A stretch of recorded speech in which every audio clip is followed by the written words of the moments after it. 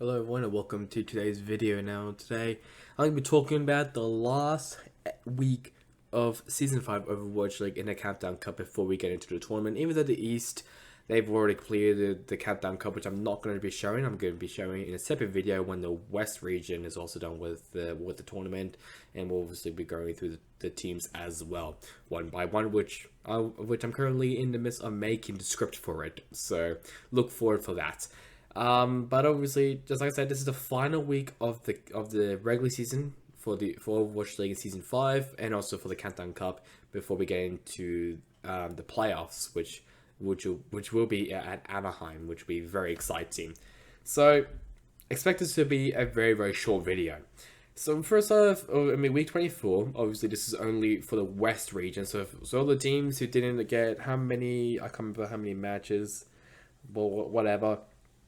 Just a specific amount of matches these teams obviously played in this week. So here are the results. So first, start off with the NYXL versus the London Spitfire. Is a very easy. Actually, it was actually pretty. It was actually a pretty challenging season for the match for the Spitfire.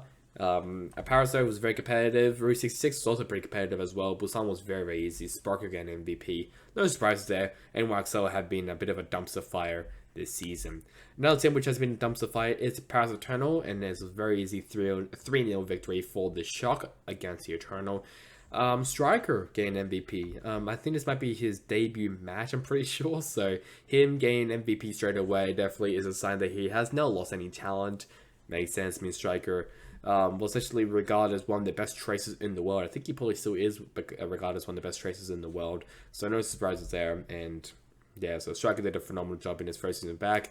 And the Florida Mayhem winning against the Toronto Defiant. This basically solidified the top 6 of the top 6 for the West region for the playoffs, which I'll be getting to in a later bit. But it was Hydra again MVP.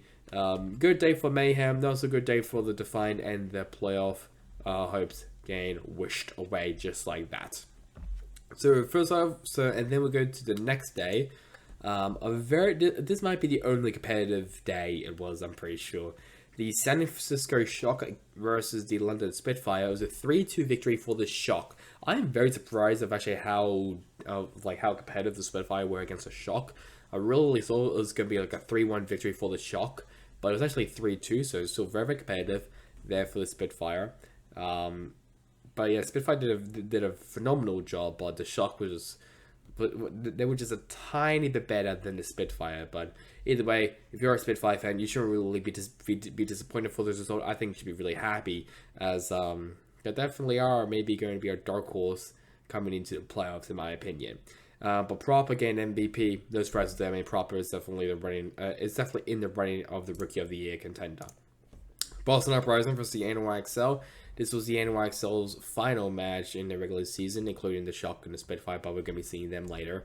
The final time that we ever get to see the NYXL this season, and it ended off with a horrible defeat against the Boston Uprising. I mean, the NYXL was a bit of a question mark for me. I really thought they were going to be at least like mid-pack in the West region, but they just flopped hard. I'm very surprised about that. Because I'll say that they have some very good talent. If we have a look at the talent they have, Flora, Yaki, Kellen, Gundam Jin, Ho1, H01, I'm not too sure. Oh yeah, I'm pretty sure it's Ho1, yeah. Ho1 and Asunjae. Gundam Jin, a phenomenal player. Yaki, an amazing DPS player, including with Flora. Asunjae's decent. Kellen, meh. Ho1, meh as well. I'm just surprised there. Like, I mean, yeah, I legit don't know what to say. I'm just surprised that they're doing this horribly. I mean, nothing, but they don't really have a head coach. I mean, Kuki left, so there's no really like head coach. Undyne is meh. Artist, I don't even know where Artist is even from, I'll be honest. Where is Artist from? Artist is formerly from SLT and Talent Esports. He actually used to be with the team as an analyst, so alright. And then Gesture came in as the assistant coach. I don't know if Gesture's a good coach, but I mean, it definitely hasn't worked out for them, as I can't remember what the record was for the season, but it's not great. Victoria getting MVP, so not great. They're for the NYXL. For Mayhem continues a very, very good run at the end of the season as they win against the Houston Outlaws, who have already advanced themselves into the playoffs after someone won. I can't remember who won. I'm pretty sure, but very good, but still looking good for the Mayhem as they come in, as they are still in a chance of making it to the playoffs. I think it's 2 spots if I remember correctly. Might be wrong. I'm going to check with that. I think it's 2 spots. Yeah, it's 2 spots. Yeah. So the West has 2 spots. Compared to the East, 1 spot.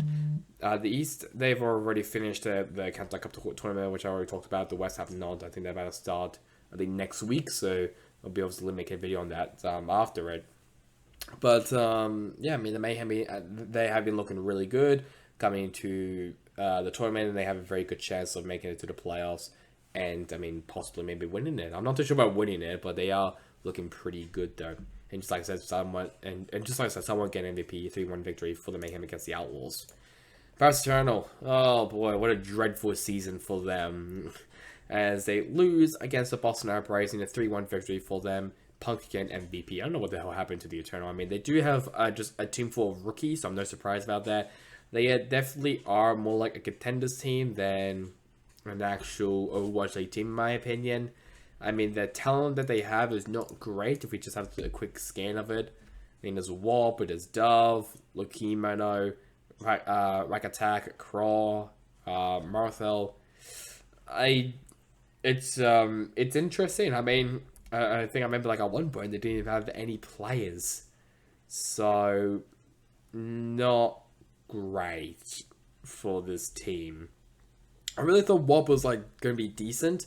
But it doesn't look like that in the case, as they've only have 1 win this whole season, and the Uprising continues their pretty decent run, as they'll be also in the Canada Cup as well, including the Toronto Defiant, as they also win against the Houston Outlaws. I guess the Outlaws, I mean, it didn't really matter for them. They're in the playoffs either way, doesn't really matter. But Kurong getting MVP, Outlaws, I won't be surprised if they didn't really try or they didn't really care. I wouldn't be surprised about that. But still pretty good victories though for the Toronto Defiant.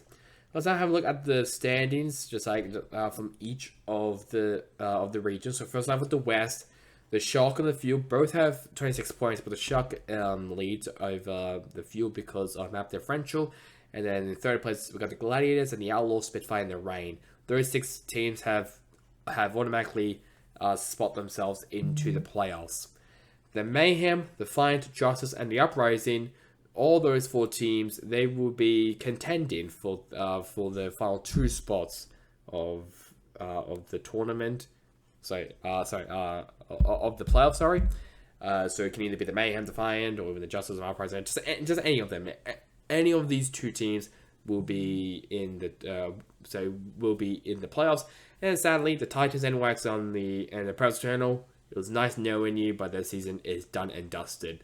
And now they get to look over for next season, season 6, which will be interesting to see all these roster changes. Finally, for the East, that's me saying the same because week 23 was the East's final regular season match.